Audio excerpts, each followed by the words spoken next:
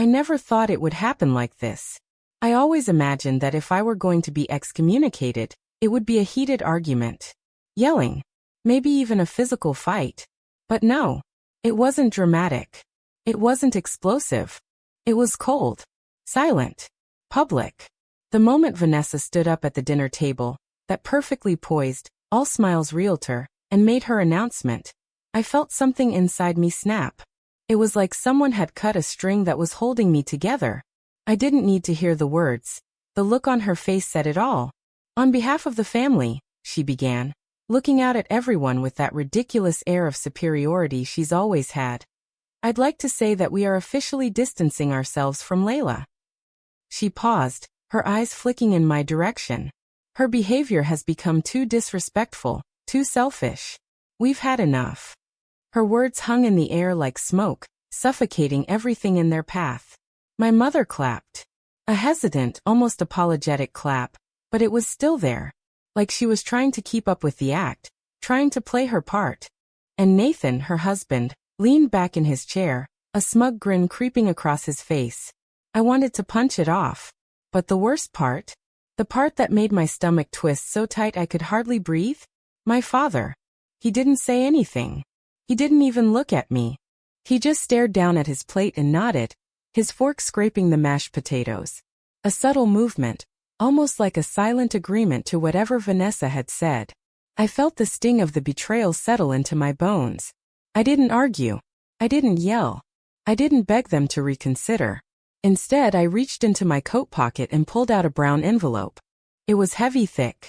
It had all the answers they were too scared to hear. I set it down on the table with a deliberate slowness, watching as their eyes tracked it, wondering what it was. Vanessa's expression shifted from smug confidence to something closer to panic. Her smile faltered just slightly, and I could see the fear building in her eyes. "What's that?" she asked, her voice cracking just a little. I leaned back in my chair, giving her one last look. "It's a breakdown of everything I've done for you. Everything I've paid for. All the favors I've given you. Every penny." She reached for the envelope. Her fingers were shaking as she ripped it open. The room grew quieter, more suffocating, as she flipped through the pages. I couldn't help the small smirk that curled on my lips. I'd finally decided to stop being the invisible ATM. The moment she saw the resort receipts, my sister's supposed business trip to Sedona that I had no idea she took with another woman, the color drained from her face. Her eyes flicked from the papers to me, and back to the papers. I leaned forward slightly. "Who's Brielle?" Her jaw dropped. Nathan looked like he'd seen a ghost. My father stayed still, his eyes trained on the table, unable to meet mine. Vanessa's voice came out hoarse. "What do you think you're doing?" I looked straight at her. "I'm taking back what's mine. No more bailouts. No more helping you cover your mess. And no more pretending to be part of a family that only wants to use me." The silence was suffocating, and I felt it. I felt every ounce of my life, the years of giving without receiving, the money I'd sacrificed without a second thought, come pouring out in that single, still moment. I wasn't part of this family anymore. I never had been.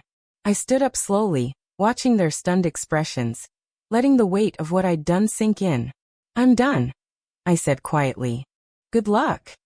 And then I walked out. A couple of months earlier, things had started to shift. It was the first time in years I'd ever said no to Vanessa. It wasn't even something I'd thought about long before doing it. It just came out of my mouth, instinctively. Vanessa had called me up, all sweet and needy as usual. "Layla, I found this amazing commercial property. It's a huge opportunity, and I really think it's going to take off. But we need a little help getting the down payment together. Would you mind lending us the money? I swear it'll be paid back within the year, no problem." I remember sitting on my couch, the phone pressed to my ear, hearing that hopeful note in her voice. I could almost see her, standing there in her designer clothes, tapping her perfectly manicured nails against the counter, waiting for my reply. I wanted to say yes. I always said yes. Every time they needed me. Every time Vanessa came up with some new idea that needed a little investment, I stepped in without question. I'd bailed out Vanessa's failed real estate ventures, paid for Nathan's failed food truck dream, and helped Mom cover medical bills when she refused to ask for help from anyone else. I thought if I kept doing it, they'd eventually appreciate me. But this time something inside me clicked. I'd been doing this for too long, sacrificing, giving, never getting anything in return. I had no savings to speak of, no emergency fund because I'd been too busy helping them. It had been a long time since anyone even asked how I was doing. So I said no. Just that simple word. No. And it felt like a weight had lifted off my chest. But as soon as I hung up, something shifted between us. It was subtle at first, an awkwardness in Vanessa's voice when we talked, a slight coldness when I visited Mom and Dad's house. I could feel it in their eyes. I was no longer useful. No longer their bank account with a heartbeat. The texts stopped coming from Vanessa, the ones where she asked me to come over for family cookouts and hang out. But only when Nathan and the kids were away. The polite silences from my parents stretched longer. I wasn't needed anymore, and without my money to soften the edges of their lives, I became invisible. And it wasn't just the money, it was everything. I'd always been the one to fix things, to keep the family glued together. But when I stopped saying yes, the cracks started to show. Suddenly, there were no cookouts at my house. No more invitations to family dinners. Just silence, cold and unforgiving. I started thinking about everything I'd done for them. The total amount, when I added it up, was staggering. It wasn't just the small things anymore. It wasn't just covering rent or helping Vanessa with a new car when she destroyed the old one. It was bigger than that. It was the times I'd covered Dad's credit card bills so Mom didn't have to know. The trips I'd paid for just to give them a taste of luxury they wouldn't otherwise have. And every single time, I got a smile, a hug, and then nothing. I added up the numbers. $92,000. That's what I'd given them over the years. Nearly $100,000. And all I had to show for it was Vanessa's little smile as she passed off some great investment idea. Dad's offhand comments about how lucky I was to be so successful. And Mom's oblivious thank yous as she went on about how she couldn't have managed without me. I hadn't been seen as family for a long time. I had been the bank. It was a hard truth to swallow, but there it was.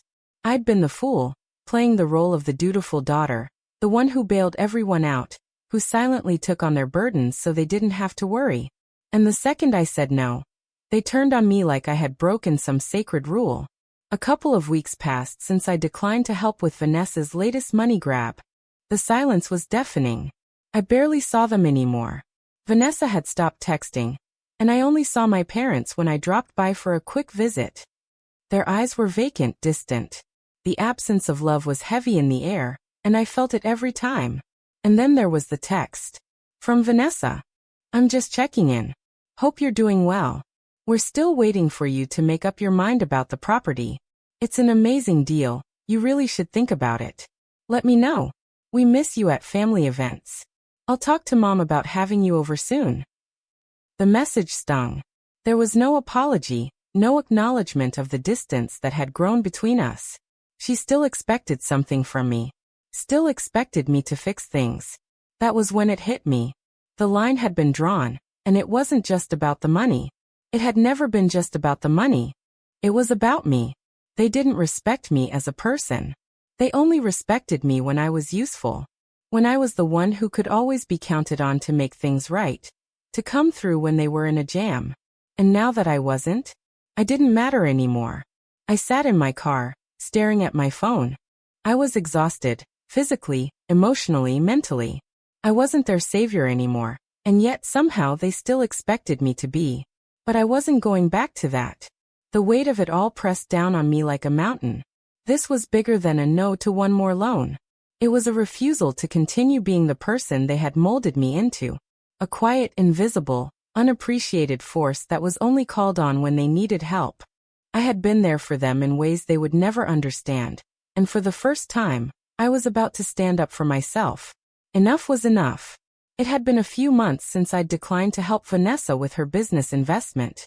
The silence had stretched between us like an endless winter. But I hadn't anticipated how sharp the betrayal would feel. I thought I'd be fine, that I could just move on. But deep down, I knew something had shifted. I wasn't the same person anymore. And neither were they. The final straw came unexpectedly. It was an innocent text, a simple mistake that would cut through everything. I had just finished a long shift at the hospital and was curled up on the couch, trying to wind down with a book when my phone buzzed. It was from Vanessa. At first, I thought it was just another check-in, another attempt to casually guilt me into helping her again. But as I unlocked the screen, my stomach flipped. The message was meant for Nathan, her husband, but she had accidentally sent it to me. Just gotta butter her up. She's a gullible wallet. My blood ran cold as I stared at the words. It wasn't just a joke. It wasn't just a careless comment. It was me. I was the gullible wallet she'd been referring to. She wasn't talking about the family, about anyone else. She was talking about me. I felt nauseous, my heart pounding as I reread the message over and over, just to make sure I wasn't imagining it. I wasn't. It was real. Vanessa, my sister, the one I'd given so much to, had been using me all along. She had seen me as nothing but a walking ATM. And worse, she had made me feel like a fool for all those years of giving without asking for anything in return. The rage that bubbled up inside me was sharp, immediate. I wanted to scream. I wanted to throw my phone, to confront her right there, but I didn't. I was calm. Too calm. Because for the first time in a long while, I understood the truth. The truth about what they really thought of me. I saved the message, took a screenshot, and sat with it for a moment. I didn't know what to do with it yet. I didn't know if I should confront her right away or wait. Give myself time to process it.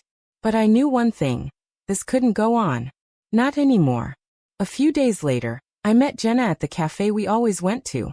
Jenna was the one person I could always count on. We'd known each other since college, and no matter how messy my life had gotten, she always listened without judgment. She was a forensic nurse, so if anyone understood the messiness of human emotions, it was her. She saw it the moment I sat down. "What's wrong?" she asked, her eyes narrowing with concern. I handed her my phone, showing her the screenshot of Vanessa's message. Her eyes flicked over the screen, her face tightening. "Holy shit," she muttered, looking up at me. "Leila, I'm sorry. I know this hurts." I nodded, my throat tight. I had no idea. I thought I was just helping, just being a good sister. I thought that, maybe if I helped enough, they'd finally see me, you know? Jenna reached across the table and took my hand. "They don't see you, Leila. Not the way you need them to. And they never will. Not unless you make them. You've given everything to them, and look at what they've done in return. This isn't just about the money, it's about respect. And they don't respect you." I felt a knot in my chest, the weight of it pushing down on me. "I don't know what to do," I said quietly. "They're my family. I'm not sure I can just cut them off." "You don't have to cut them off completely," Jenna said, her voice steady. "But you do need to stop enabling them. Stop being the backup plan. You need to gather proof. Not to fight them, but to free yourself." I stared at her, not sure I understood what she meant at first. But as the words settled in, I felt a shift. She was right. This wasn't about making them pay for what they'd done to me. It was about protecting myself, about finally understanding that I had been drowning in a relationship that was built on one-sided sacrifice. "I'm not doing this anymore," I said softly. "I'm done being their ATM. I'm done being the one who picks up the pieces. I'm done letting them treat me like a fool." Jenna nodded. "That's the first step. And the second is making sure you never fall into this trap again. Document everything, Leila. Every financial rescue, every favor. Keep track of it, because you need to know what they've cost you. Not for revenge, but for your peace of mind." I left the cafe that day with a new sense of clarity. I wasn't going to take this lying down anymore.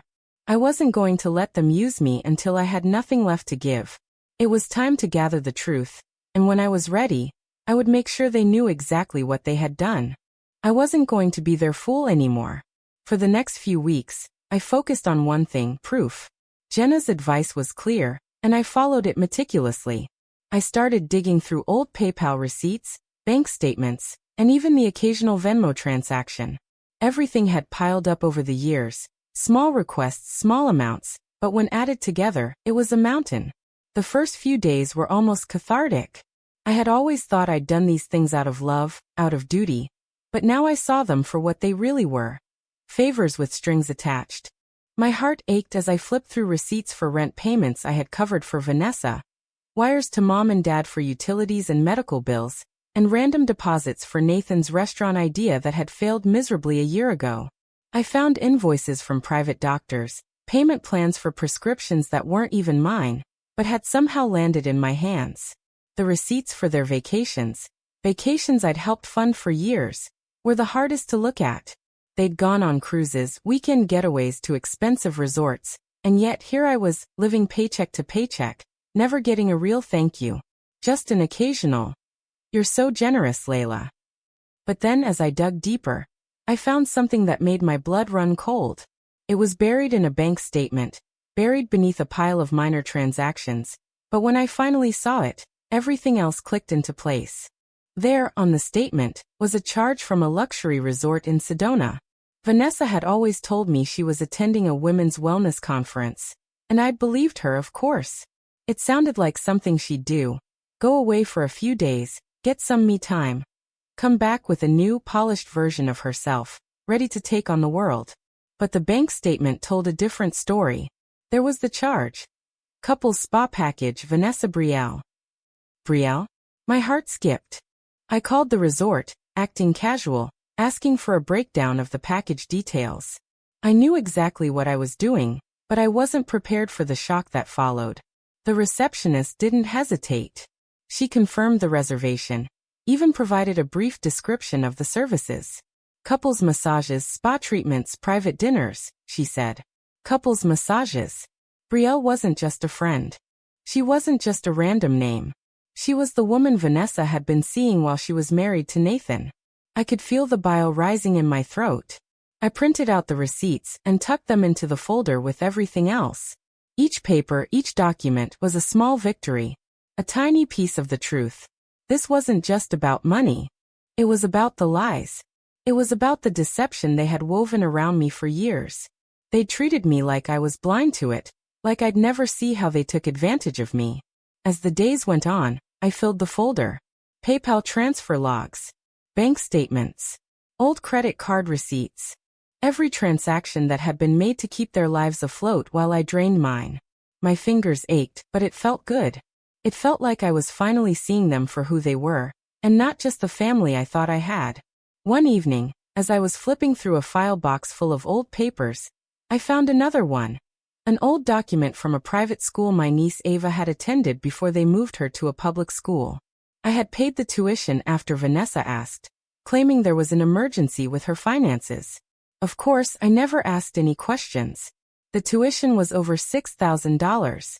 And there I was, paying for a school my niece was no longer even attending. I added it to the pile. By the end of the week, the folder was bursting with receipts, documents, and evidence of the years I'd spent propping up a family that had never truly appreciated it. I wasn't doing this for revenge. I wasn't collecting this evidence to win some moral high ground. I was doing it for me. I was doing it to see the truth in front of my eyes. To understand the cost of the sacrifices I had made. And as I sat there in my apartment, alone, I realized something. There was no going back now.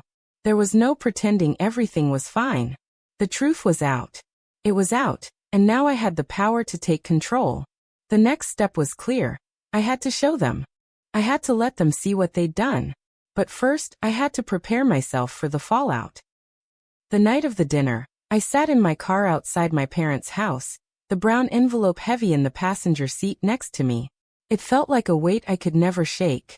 My heart raced as I stared at the house, the familiar warmth of it. The memories I once thought were safe there. But tonight, those memories felt cold, like they belonged to someone else. I looked at the photo on the dashboard, the one of me and Ava from her school field day a couple of years ago. We were both grinning, wearing matching t-shirts with little rainbow designs. She was laughing, her hand in mine, so full of life, so full of love. Ava was the only reason I had tolerated everything for so long. She was my bright spot in all this mess. The thought of losing her hurt more than anything else. But deep down, I knew this confrontation, this moment, was the only way forward. It was the only way I could truly start to heal. I took a deep breath, the cool air filling my lungs, steadying my nerves. I had already made my decision. I knew the cost of this. But for the first time, I understood the value of freedom. And no matter how much I loved Ava, I wasn't going to let this family destroy me anymore. I turned off my phone. The last thing I needed tonight was any distractions or last-minute pleas from Vanessa or Mom. No more texts begging for money, or trying to smooth things over with a few polite words. Tonight was about standing up for myself. I grabbed the envelope, my fingers brushing against the thick paper as I slid it under my coat, and walked up the familiar driveway. Each step felt heavy, like I was walking into a storm I had no idea how to weather. When I reached the front door, I hesitated for a moment. For the first time in years, I wasn't sure if I wanted to go inside. But then, I thought of Ava. I thought of the way I had allowed myself to shrink for so long, just to fit into this family's expectations. And I knew. It was time to break free. I knocked on the door. Mom opened it, her eyes widening slightly when she saw me standing there. She was in a simple blouse and slacks, her face tired but trying to look calm. She gave me a tight smile, stepping aside to let me in. "Layla," she said softly, as if she didn't quite know what to say. "You came." I didn't answer right away. I just walked past her, heading straight into the living room. My father sat on the couch, watching a game on TV. He didn't even look up when I entered. "Dad," I said, trying to keep my voice steady. "I need to talk to all of you." The room went quiet as he turned off the TV, his expression blank. Mom glanced at him, then back at me, but neither of them said anything. They both just waited for me to speak, as if they had no idea what was coming. I sat down across from them, the envelope still clutched in my hands. It felt like the weight of 1,000 unspoken words was inside that folder, and it was time to release them. "I'm done," I said finally, my voice softer than I wanted it to be. "Done with being your backup plan. Done with being the one who fixes everything." Dad shifted in his chair, his eyes narrowing slightly. "What do you mean by that, Layla?" I opened the envelope slowly, placing it on the table between us. The sound of paper sliding across would seem to fill the room, louder than it should have been. I slid it closer to them. "You want to know what I mean?" I said, looking directly at them. "This is what I mean." Vanessa's name was the first thing they would see. Her requests for money, the PayPal transfers, the invoices, everything. I watched as they slowly flipped through the pages. My father's face didn't change much, but I saw a flicker of recognition in Mom's eyes. She didn't want to look at it. She didn't want to admit the truth, but she was forced to. And Nathan's name was there too, his failed investment, all the little things that I had helped cover, but he had never even bothered to thank me for. Then, they reached the resort receipts. The couple's spa. Brielle. I kept my gaze on them as I pointed to the paper. "I think you should take a good look at that one. You've been lying to me for years, pretending this was just about money. But it's not. It's about everything. It's about trust. And you've lost it. All of you." Mom's hand trembled as she dropped the papers back onto the table. "Layla, you don't get to explain yourself," I interrupted. "Not this time. For years, I've been paying for all of your mistakes, covering for you. And you never once stopped to ask if I needed anything. And now you have the audacity to pretend like I don't fit into your perfect little world anymore." There was a silence that stretched between us, thick and suffocating. My father finally looked up, his face hardening. "You're being unreasonable," he said, his voice low. "You think this is about the money? You think this is about your sisters, whatever this is. This is about family, Layla. We've done our best." I stood up, the rage I'd been holding back for so long starting to boil over. "Family," I said, my voice trembling now. "This isn't family. Family doesn't use each other like this. Family doesn't take advantage of one person until they've got nothing left to give, and then kick them to the curb when they've outlived their usefulness." Mom's face crumpled, her eyes welling up with tears, but I didn't stop. "You want to know the truth? You've all been using me. And I've been stupid enough to let you." I grabbed my coat, feeling my hands shake as I put it on. "I'm done," I repeated more quietly now. "I'm done being your fool." I turned to leave, but before I could reach the door, I heard Ava's voice calling from the hallway. "Layla, wait." My heart stopped. I turned, expecting to see her standing there, her little face full of confusion. Instead, she stood behind my parents, watching me with wide, sad eyes. I didn't want to leave you, she whispered, the hurt in her voice cutting through me. Why are you leaving? My chest tightened, my heart breaking for her. I wanted to run to her, to hold her and tell her everything would be okay. But I knew that would only be another lie. I couldn't keep living like this. I love you, Ava, I said softly. But sometimes, you have to leave the things that are hurting you. Her eyes filled with tears as she ran to me, and for a moment, I thought I might break. But then I looked at my parents still sitting there, waiting for me to turn back. I didn't. And for the first time in my life, I didn't feel guilty. I walked out of that house, leaving behind everything I thought I had known. It was the hardest thing I'd ever done. But it was also the most freeing. The door closed behind me with a soft click. And as I stood there in the cold night air, I knew I was finally free. The dinner had been one of the hardest things I'd ever had to endure. But that night, when I left my parents' house, I felt lighter than I had in years. There was no more pretending, no more putting up with their disrespect, their expectations, their manipulations. The years of giving without receiving, of sacrificing everything for them, done. And though I had left Ava behind, I knew this was what had to happen for me to ever truly be free. A couple of days later, the inevitable happened. Vanessa called. Layla, you're being ridiculous, she said, her voice strained with anger. You can't just walk away from this family. You've been acting like a child. I knew exactly where this conversation was heading. I had heard it all before. The same tired guilt trip, the same threats. But this time, I wasn't going to play along. I'm not the one being ridiculous, Vanessa, I said, my voice steady. What's ridiculous is how you've treated me for years, how you've used me, how you've taken advantage of me without ever even bothering to ask if I'm okay. Well, I'm done. I'm not going to sit here and let you or anyone else dictate my life anymore. There was a long pause on the other end. I could hear her breathing heavily, like she was trying to calm herself down. I didn't care. I had made my decision. There was nothing she could say that would change it. You're making a huge mistake, she finally said, her tone cold. You're going to regret this. I exhaled slowly. I already regret not doing this sooner. I hung up without another word. The next evening, as I was getting ready for bed, my phone buzzed with a text from Nathan. Of course. He had to chime in too. Layla, this is getting out of hand. You're really going to let your sister suffer like this? You're turning your back on family. It was the same line they had been using, the same manipulation. The text was a direct attempt to guilt-trip me back into their orbit. But it wasn't going to work. I wasn't going to be pulled back into their toxic cycle. I didn't even bother responding. Instead, I threw my phone onto the bed and went to brush my teeth. When I came back, my phone was buzzing again.